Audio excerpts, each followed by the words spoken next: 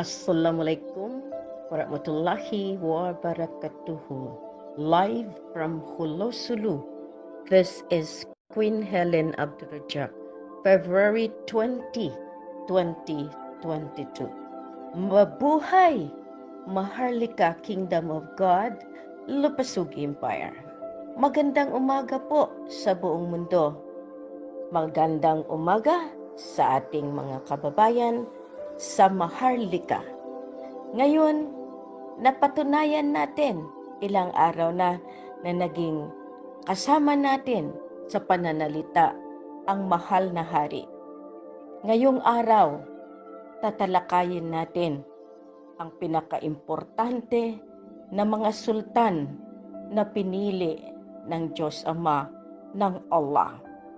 Si Sultan Muhammad Ismail Ikram, ang signatory ng Vatican Accounts at ng Al-Amana Banks. Iyan ang nakasaad sa mga testamento na kung bakit talagang ilang beses nila itong pinatay, inilibing, subalit nabubuhay. Binibigyan ng Diyos Ama, ng Allah, ng buhay para gampanan ang kaniyang pinakaimportanting role dito sa kaharian ng Maharlika Lupasug Empire.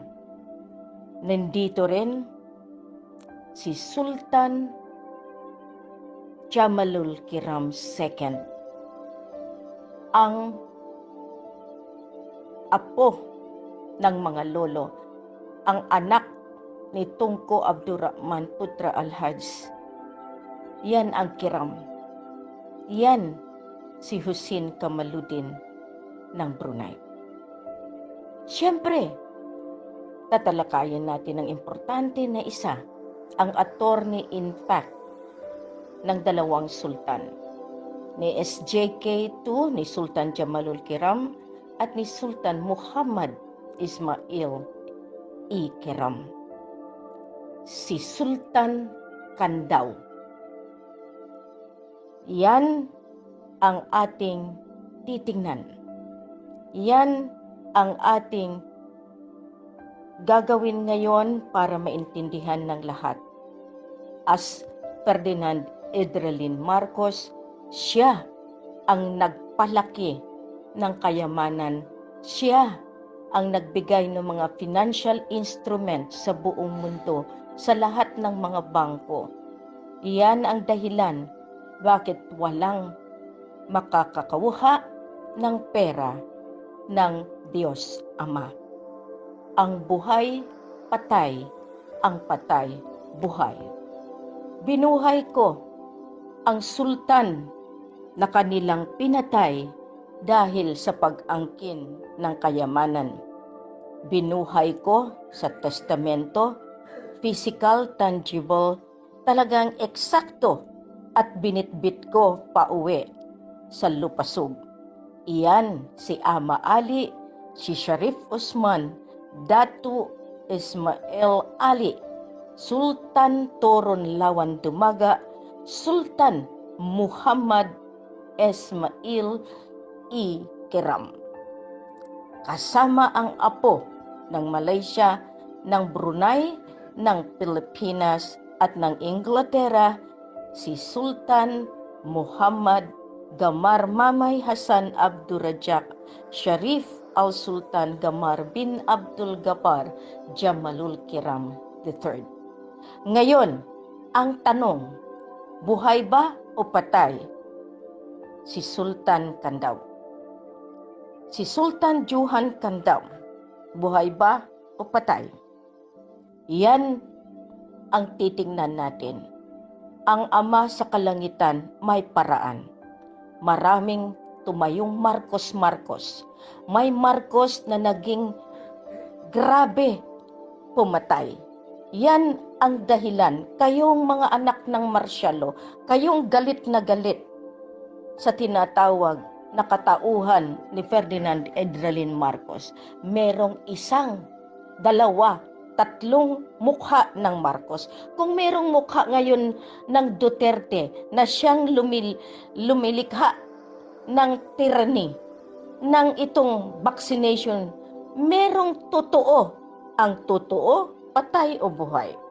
Dito ang siyang napaka-importante na patunayan ng ating mahal na hari sa ngayon. Mahal na hari, sa pagkakataon ito, talagang binabantayan ng buong mundo. Ang dami po na nag-contact sa akin, nag-message. Mabigat, masubstansya ang pananalita mo. Kailangan medyo bigyan mo pa ng boses itong gagawin natin sa araw na ito. Alalahanin mo, ikaw ang nagdeklara, ikaw ang nagsasabi na talagang ang totoong Marcos ay makatao. Kasi galit ang tao dahil sa martial law. Galit sila. Pero ano ang dapat nilang gagawin? Sino ang mas matimbang sa lahat? Ang dilawan, pulahan, ang ngayon may pink. Iyan kung bakit ang eleksyon ay naging masalimuot dahil sa katotohanan tinakpan dahil sa martial law. Magandang umaga ulit sa iyo, mahal na hari, Sultan Mamay Abdurrajak. Magandang umaga sa lahat, to all my brothers and sisters, Christian, Muslim, Lumad, and others. Kailangan tayo magkaisa para matuloy ang divido gobyerno sa panahon na ito. Kailangan natin na, kasi ang si Marcos, siya po ay Sultan Johan Candao. Siya po ang gumanap, ang attorney in fact na Sultan Jamalul Kiram II, my uncle, and my also Sultan Muhammad E. Ismail Kiram, yung may account sa Vatican, Hasamit, Sultanate Hasamit, Sabah, and North Borneo. Ito po ang dahilan dahil siya ang nagpalaki ng pira ng sultanato. Ang pira na ito, galing po ito sa pinanggalingan ito po sa gold at saka diamond in December 2nd, 1930. Yung nag-treasure ang Sultan Jamalul Kiram II. Pinagbigyan siya ng engkantado ng gold at saka diamond. Mayroon po historical ito. Dahil dito ang nangyari, ang lahat ito naka-prediction po. Dahil tayo nagka-martial law, may prediction po galing kay Dr. Jose Rizal. Kaya nga ang unang World War II, doon nag-umpisa doon sa Germany, doon kay Hitler. Ang si Hitler, siya po yan anak ni Jose Rizal kay Josephine Bracken. Bakit nag-umpisa ang World War II? Para matransform lahat ang gold at saka diamond dito sa Pilipinas. Tinago dito lahat. Bakit naman nagkaroon tayo ng World War I and World War II, Hapon at saka dito sa Pilipinas? Dahil mag-interest ng Hapon, gusto nila makuha ang asset at saka gold galing sa Germany, dinala ni Hitler dito sa Pilipinas. At pangatlo, ito ang martial law. Ang martial law na ito, nakatakda po. Hindi ito laro. Ito ay totoo dahil tinago ni Marcos lahat ng gold, nakatago diyan sa Intramuros Central Bank. Gold ng Sultan of Sulu, tinago diyan sa Marcos Octopus Tunnel sa Mount Makiling. Nandiyan po lahat. Kaya nga almost 20 years ang martial law para ma-transport lahat ang gold galing sa Central Bank at saka diamond diyan na po sa Mount Makiling. Yan po ang ibubuksan ng Sultana de Jolo, Queen of Philippine Island natin. kasi siya po ang mag-rule kasi wala na fulfill ng Queen Elizabeth II ang pangako niya sa taong bayan sa Commonwealth Government. Ngayon itutuloy ng Queen Elizabeth III. Yun po si Maria Makiling Helen Fatima na si Repanulin of Jack, Sibulan, Baginda Ali Elizabeth III, Sultana di Jolo, Queen of the Philippine Island. Ito ang dahilan bakit tayo nagkaroon ng COVID-19. Tuloy natin po. Ito tuloy kasi wala tayo natapos kahapon dahil masyadong mahaba ang usapan. Ngayon, ipatutuo ko. Former Prime Minister Anwar Ibrahim, nung pinaresign siya ni Dr. Mahathir, pinalabas niya lahat ang sekreto ni Dr. Mahathir in 1998. Lahat ang property ni Mahathir International is 99 companies. You see, how could imagine the Prime Minister, the third Prime Minister of Malaysia, has a property, not the people's property. He owned property, 99 international company, managed by her daughter, Marina Mahathir. Local company, 99 also company, managed by Mukris father. So Mahathir can do what they want. Siya po ang founder ng COVID-19. Kailangan Malaysia, stop ninyo na. Kayo ang naglaro, pati Amerika, pati Israel. Ikaw isa mo din, stop. Sabi mo, nagpalabas ka diyan sa social media sa Malaysia. Hindi mo ipapasok ang Sultan Sulu. Hindi mo ba alam ang Sultan Sulu ay Malaysian? Yung ringgit ninyo yan, the first Prime Minister of Malaysia, mahiya ka. Bikin malu sa kau cakap sama media, sama orang-orang, kasih tahu, kasih bohong. Kau cakap yang betul punya. Aku suruh kau tangkap sama NATO. Kau tidak tahu siapa aku. Aku cucu pertama Perdana Menteri Malaysia, Tunku Abdul Rahman Putra lah. Saya punya datuk, saya punya atuk. Jangan kasih fitnah lagi orang-orang rakyat Malaysia. Mesti bersatu. Suku kaum bersatu. India, China, Melayu, dan lain-lain. Satu keturunan. Adalah Malay race. Jangan isu yang tidak bertantu. Sabah dan Sarawak tidak ikut pilihan raya. Akan datang ini pada bulan Mac. No election for Sabah dan Sarawak. Ada perjanjian Mapilindo, MA63. Kamu bukan negara. Kamu tidak dinamakan negara oleh perjanjian 31 Julai 1963. Bikin malu kau Isamuddin. Tak ada eleksyon sa Sarawak. Jangan lagi isu-isu. Ikaw Sapi Abdallah, itu dokumen dibawa oleh Datuk saya Jul Hasbi dengan rakan-rakannya dibagi kepada Datuk Mustafa. Found in 1985. Kalau kamu pakai itu, aku istial. Kamu curi, lost and found. Stealing document. Instead of lost and found, I will have to declare a stolen document. Sa pangalan po yan. My own name. Ngayon, ilabas natin. Ang totoo ay totoo. Ako pa rin ang pwede magpatunay as the Sultan of Sulu in North Borneo, as the replacer of my great-great-grandfather, the founder of United Malay National Organization, known to be Sharif Abu Bakar bin Abdurrahman as Raja Baginda in 1300 AD. Yan ang pinanggalingan ko. His brother is the first Sultan of Brunei in 3rd century, Sharif Muhammad bin Abdurrahman. Yan, galing ako diyan. Yan ang mga great ancestor ko. Ito, ang COVID na ito, kailangan ma-stop natin na. Kasi laro po ito. Laro ng lahat ng doctors. Galing po ito sa utos ni Mahathir, Dr. Mahathir Mohamad. Alam mo ba, may notice na siya doon sa Hague International Criminal Court of Justice on September 12, 2001.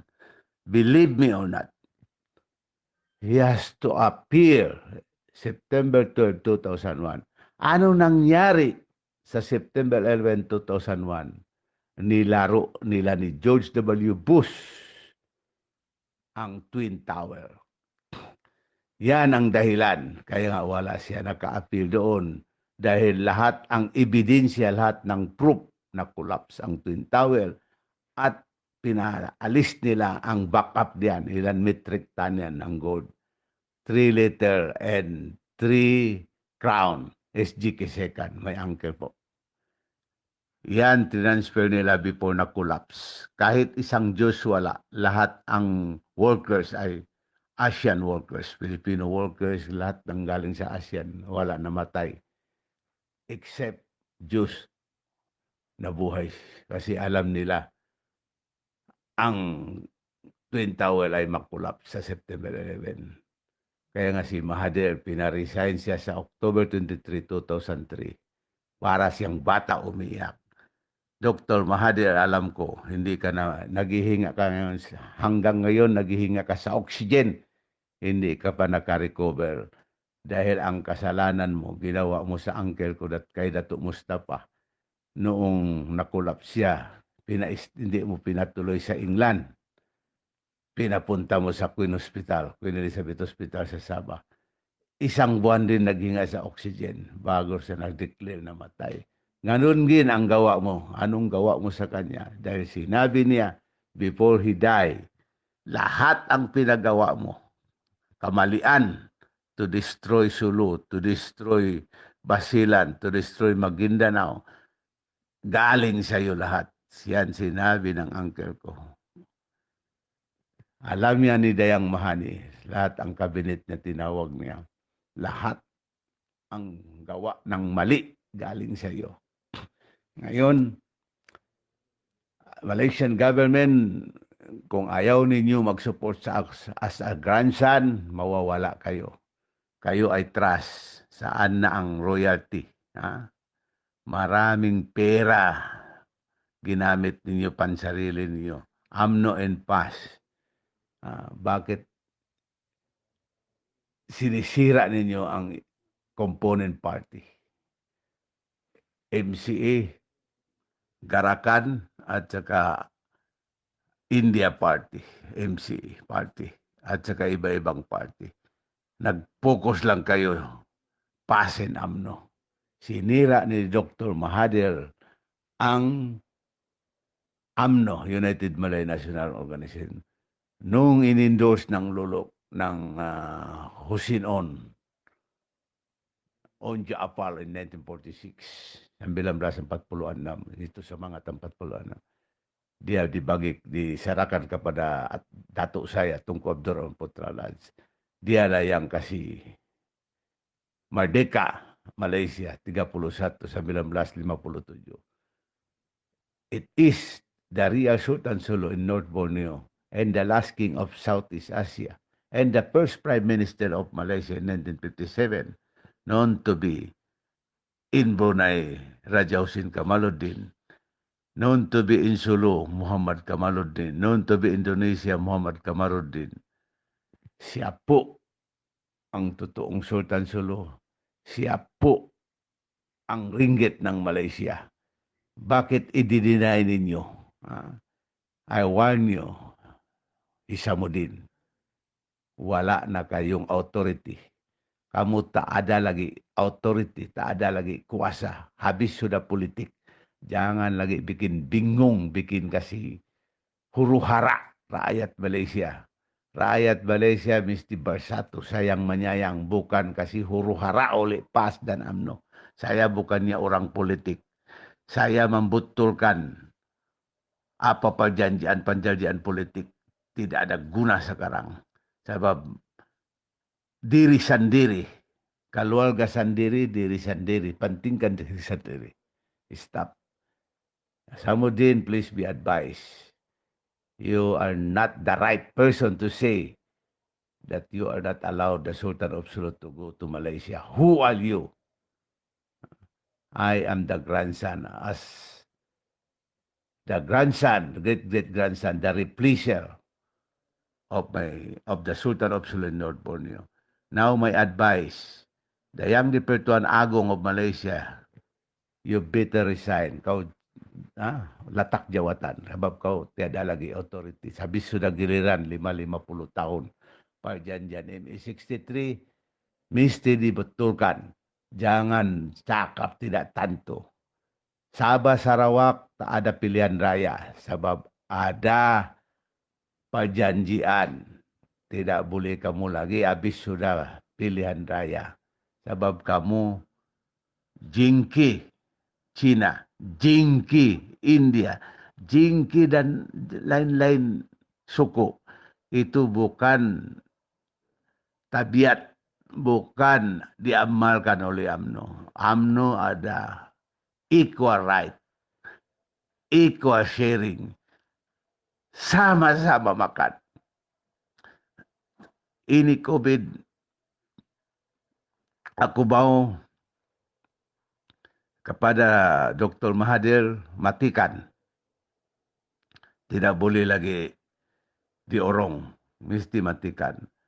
We advise all the leaders to join the absolute monarch for us to share all the asset of God, all the asset of Allah. Pantay-pantay tayo. Ito nakatakda. Kami po ang pinili ng Diyos Ama, ng Allah, para itupad ang daan.